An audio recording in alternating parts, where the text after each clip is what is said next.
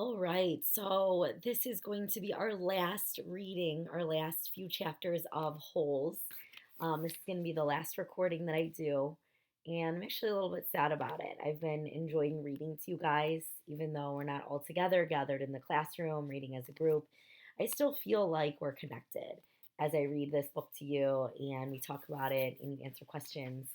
I hope that you've been enjoying it as much as I have and that you've been finding it to be exciting and you're wondering what's going to happen next. And when I do finish, you should talk to your families and see if there's any way they can get access to the movie. I know that chances are you'd have to purchase it, so you'd have to talk to them about that. You may be able to get it through like Amazon Video or on demand, and you can purchase like the ability to view it on your computer or on your TV.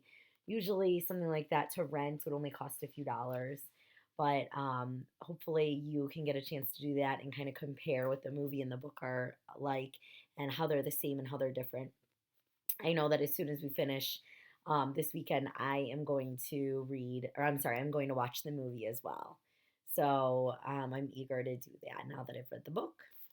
So let's see what happens at the end. Chapter 48. So, just real quick, recapping from the end of chapter 47. The two people came. We think that the warden and Mr. Sir and Mr. Pendanski are going to be in big trouble because they've been being questioned by someone who claims to be Stanley's lawyer and then some other man. And then the warden got caught in a lie because she tried to say that this suitcase belonged to her and that Zero stole it from her cabin. And the next thing we know, Zero is saying, nope, it's not yours. I did not steal it. That's not even true. And this suitcase belongs to Stanley because it has his name on it. So we're going to find out. Chapter 48. They slowly walked back to camp. The tall man was the Texas Attorney General, the chief law enforcement officer for the state. Stanley's lawyer was named Miss Marengo. Stanley held the suitcase. He was so tired he couldn't think straight. He felt as if he was walking in a dream, not quite able to comprehend what was going on around him. They stopped in front of the camp office. Mr. Sir went inside to get Stanley's belongings. The Attorney General told Mr. Pendanski to get the boys something to drink and eat. The warden seemed as dazed as Stanley. You can't even read, she said to Zero. Zero said nothing. Miss Marengo put a hand on Stanley's shoulder and told him to hang in there. He would be seeing his parents soon. She was shorter than Stanley, but somehow gave the appearance of being tall. Mr. Pendanski returned with 2 cartons of orange juice and 2 bagels.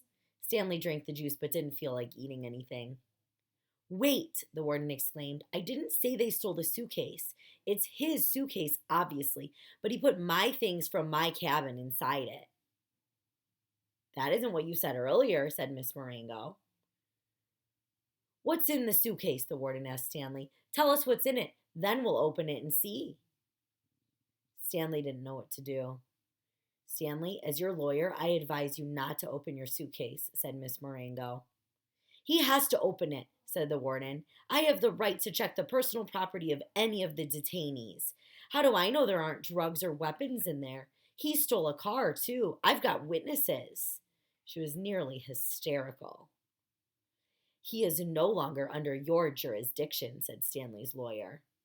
Meaning that, like, his lawyer is basically saying, like, you don't control him anymore. He's no longer under your control.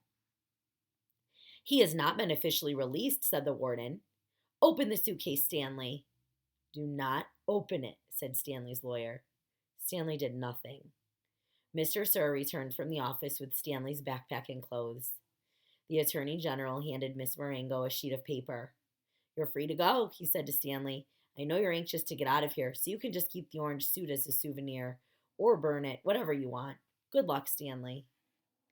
He reached out his hand to shake, but Miss Marengo hurried Stanley away. Come on, Stanley, she said. We have a lot to talk about. Stanley stopped and turned to look at Zero. He couldn't just leave him there. Zero gave him the thumbs up. I can't leave Hector, Stanley said. I suggest we go, said his lawyer with a sense of urgency in her voice. I'll be okay, said Zero. His eyes shifted toward Mr. Pendanski on one side of him, then to the warden and Mr. Sir on the other. There's nothing I can do for your friend, said Miss Marengo. You are released, pursuant to an order from the judge. They'll kill him, said Stanley. Your friend is not in danger, said the Attorney General. There's going to be an investigation into everything that's happened here. For the present, I am taking charge of this camp. Come on, Stanley, said his lawyer. Your parents are waiting. Stanley stayed where he was. His lawyer sighed. May I look at Hector's file? She asked. Certainly, said the Attorney General. Miss Walker, go get Hector's file. She looked at him blankly. Well? The warden turned to Mr. Pendanski. Bring me Hector Zeroni's file. He stared at her. Get it, she ordered. Mr. Pendanski went into the office. He returned a few minutes later and announced the file was apparently misplaced. The Attorney General was outraged. What kind of camp are you running here, Miss Walker? The warden said nothing. She stared at the suitcase. The Attorney General assured Stanley's lawyer that he would get the records. Excuse me while I call my office. He turned back to the warden. I assume the phone works. He walked into the camp office, slamming the door behind him. A little while later, he reappeared and told the warden he wanted to talk to her. She cursed, then went inside. Stanley gave Zero the thumbs up. Caveman, is that you? He turned to see Armpit and Squid coming out of the rec room. Squid shouted back into the rec room, Caveman and Zero are out here! Soon all the boys from Group D had gathered around him and Zero. Good to see you, man, Armpit said, shaking his hand. We thought you were buzzard food. Stanley is being released today, said Mr. Pendanski. Way to go, said Magnet, hitting him on the shoulder. And you didn't even have to step on a rattlesnake, said Squid.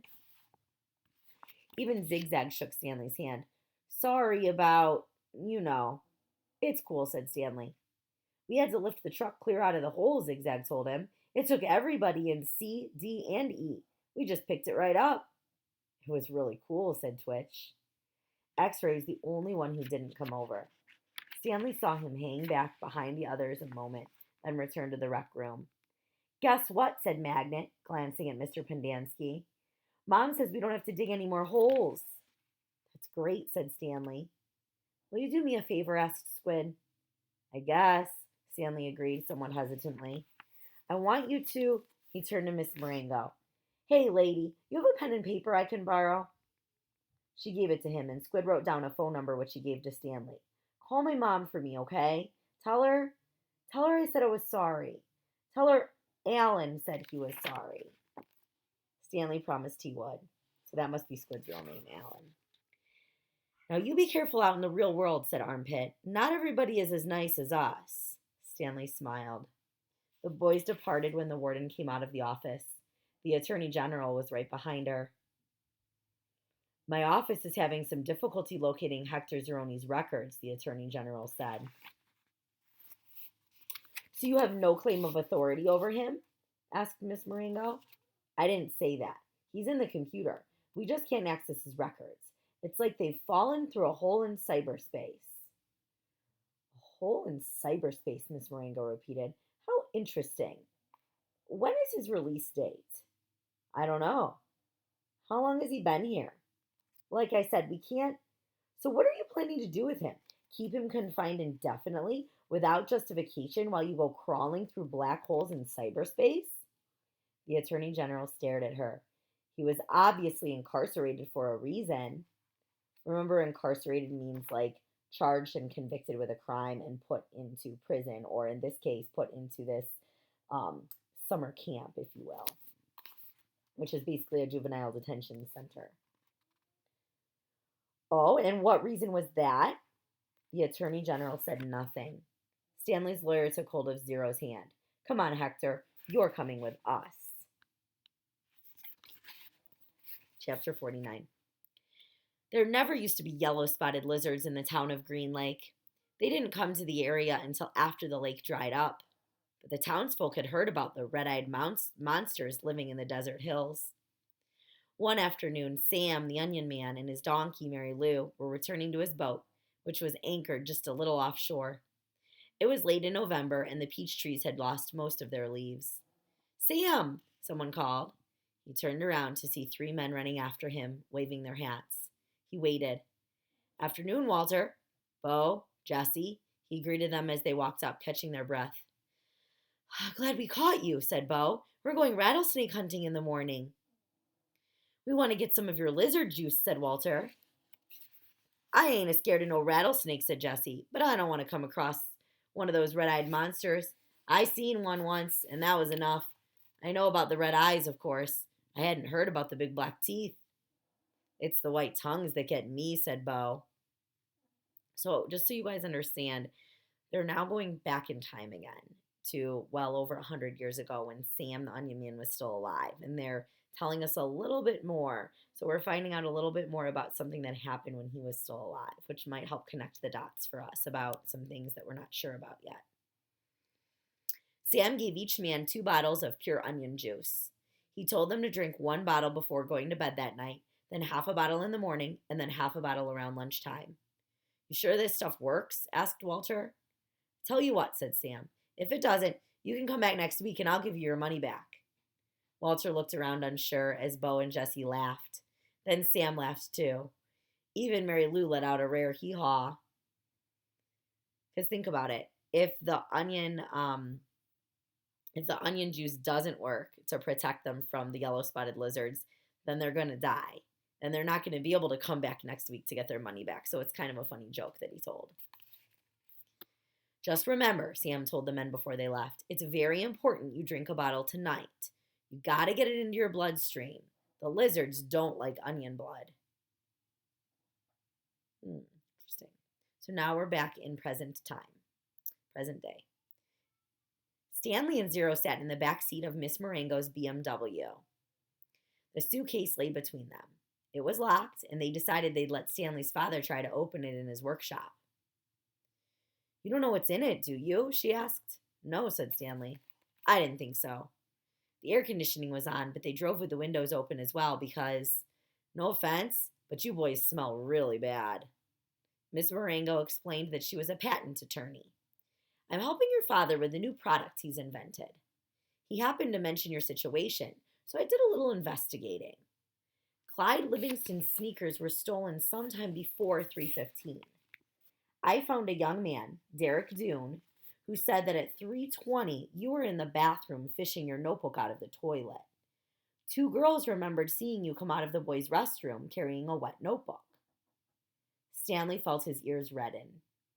Even after everything he'd been through, the memory still caused him to feel shame. So you couldn't have stolen them, said Miss Marengo. He didn't. I did, said Zero. You did what? Asked Miss Marengo. I stole the sneakers. The lawyer actually turned around while driving and looked at him. I didn't hear that, she said, and I advise you to make sure I don't hear it again. So she's basically telling Zero, don't ever admit that ever again, because that's not going to help your case. If you admit that you stole these sneakers, then you could end up back in jail, or in detention center. So we're going to pretend that you never told me that, is basically what she's saying. What did my father invent? Stanley asked. Did he find a way to recycle sneakers? No, he's still working on that, explained Miss Marengo. But he invented a product that eliminates foot odor. Here, I've got a sample in my briefcase. I wish I had more. You two could bathe in it. She opened her briefcase with one hand and passed a small bottle back to Stanley. It had a fresh and somewhat spicy smell. He handed it to Zero. What's it called? Stanley asked. We haven't come up with a name yet, said Miss Marengo. It smells familiar, said Zero. Peaches, right? Asked Miss Marengo. That's what everyone says. A short while later, both boys fell asleep. Behind them, the sky had turned dark, and for the first time in over 100 years, a drop of rain fell into the empty lake.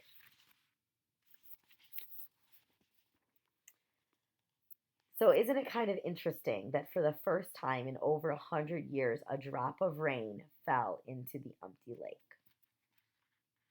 Now, before I read this next chapter, I'm just going to share my thoughts.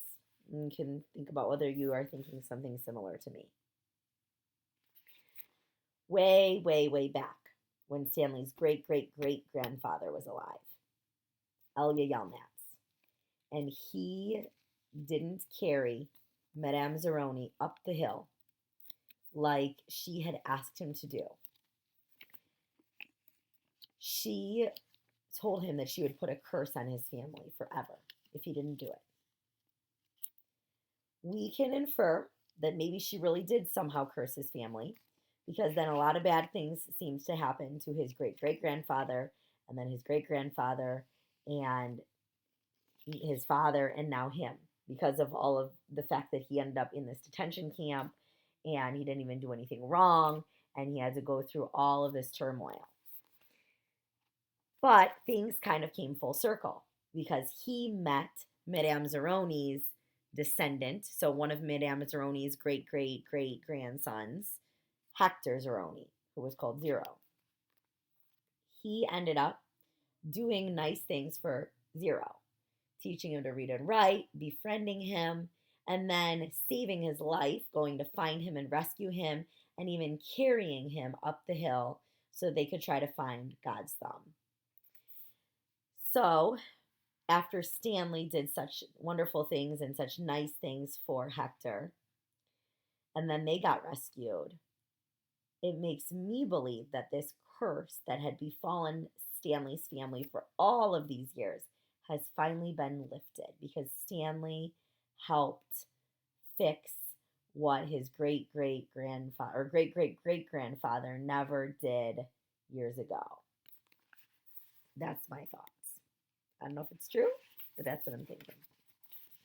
All right, the very last chapter, chapter 50. Stanley's mother insists that there never was a curse. She even doubts whether Stanley's great great grandfather really stole a pig. The reader might find it interesting, however, that Stanley's father invented his cure for foot odor the day after the great great grandson of Elia Yelnats carried the great great great grandson of Madame Zeroni up the mountain. So, that cure that he found for foot odor, he figured that cure out the day after Stanley carried Zero up the mountain. It's like all of a sudden, good things started happening for his family. Makes me think that there used to be a curse and now there isn't anymore. The Attorney General closed Camp Green Lake. Miss Walker, who was in desperate need of money, had to sell the land which had been in her family for generations. It was bought by a national organization dedicated to the well-being of young girls. In a few years, Camp Green Lake will become a Girl Scout camp. This is pretty much the end of the story. The reader probably still has some questions, but unfortunately, from here on in, the answers will be long and tedious. While Mrs. Bell, Stanley's former math teacher, might want to know the percent change in Stanley's weight, the reader probably cares more about the change in Stanley's character and self-confidence. But those changes are subtle and hard to measure. Subtle means that so the author is trying to say that we are probably wondering how Stanley has changed as a person since he went through this experience. How has this changed the way he acts and the way he feels about himself going forward because of the experience that he went through? And the author is saying that those changes are subtle. Subtle means that there's small changes to the way that Stanley may be acting now or to the way that he's feeling. It's not maybe a giant big change. So it may be hard for us to see those changes that have occurred for Stanley. Even the contents of the suitcase turned out to be somewhat tedious. Stanley's father pried it open in his workshop, and at first everyone gasped at the sparkling jewels. Stanley thought he and Hector had become millionaires, but the jewels were of poor quality, worth no more than $20,000. $20,000 is still a decent amount of money, but it's not millions of dollars. Underneath the jewels was a stack of papers that had once belonged to the first Stanley Yelnats. Those consisted of stock certificates, deeds of trust, and promissory notes. They were hard to read and even more difficult to understand. Miss Marengo's law firm spent more than 2 months going through all the papers. They turned out to be a lot more valuable than the jewels. After legal fees and taxes, Stanley and Zero each received less than $1 million, but not a lot less.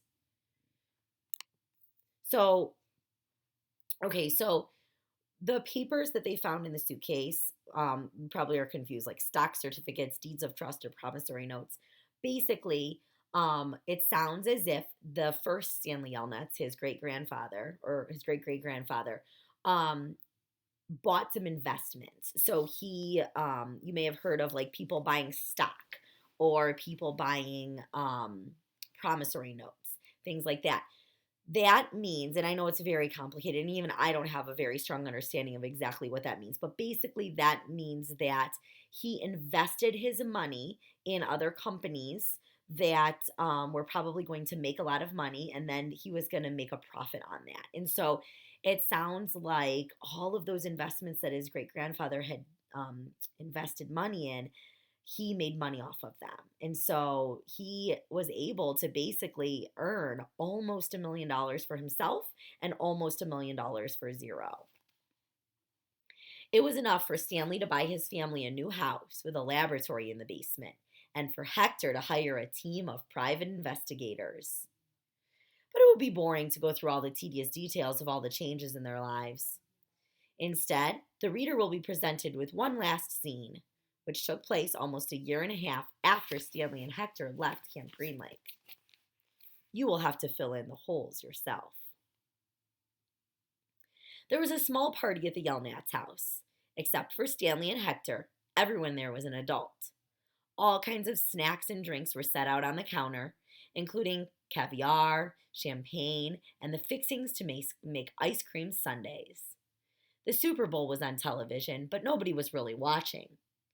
It should be coming on at the next break, Miss Marengo announced. A timeout was called in the football game, and a commercial came on the screen. Everyone stopped talking and watched. The commercial showed a baseball game. Amid a cloud of dust, Clyde Livingston slid into home plate as the catcher caught the ball and tried to tag him out. "Safe!" shouted the umpire as he signaled with his arms. The people at Stanley's house cheered as if the run really counted. Clyde Livingston got up and dusted the dirt off his uniform. As he made his way back to the dugout, he spoke to the camera. "Hi, I'm Clyde Livingston, but everyone around here calls me Sweet Feet." "Way to go, Sweet Feet," said another baseball player, slapping his hand. Besides being on the television screen, Clyde Livingston was also sitting on the couch next to Stanley. "But my feet weren't always sweet," the television Clyde Livingston said as he sat down on the dugout bench. "They used to smell so bad that nobody would sit near me in the dugout." "They really did stink," said the woman sitting on the other side of Clyde. She held her nose with one hand and fanned the air with the other. Clyde shushed her. "Then a teammate told me about sploosh," said the television Clyde. He pulled a can of sploosh out from under the dugout bench and held it up for everyone to see. "I just spray a little on each foot every morning, and now I really do have sweet feet. Plus, I like the tingle." "Sploosh," said a voice. "A treat for your feet. Made from all natural ingredients, it neutralizes odor-causing fungi and bacteria. Plus, you'll like the tingle." Everyone at the party clapped their hands. "He wasn't lying," said the woman who sat next to Clyde. "I couldn't even be in the same room with his socks." The other people at the party laughed. The woman continued. "I'm not joking. It was so bad." "You've made your point," said Clyde, covering her mouth with his hand. He looked back at Stanley. "Will you do me a favor, Stanley?" Stanley raised and lowered his left shoulder. "I'm going to get more caviar," said Clyde. "Keep your hand over my wife's mouth." He patted Stanley on the shoulder as he rose from the couch. Stanley looked uncertainly at his hand, then at Clyde Livingston's wife. She winked at him. He felt himself blush and turned away toward Hector, who was sitting on the floor in front of an overstuffed chair. A woman sitting in the chair behind Hector was absent-mindedly fluffing his hair with her fingers. She wasn't very old, but her skin had a weathered look to it, almost like leather. Her eyes seemed weary, as if she'd seen too many things in her life that she didn't want to see. And when she smiled, her mouth seemed too big for her face.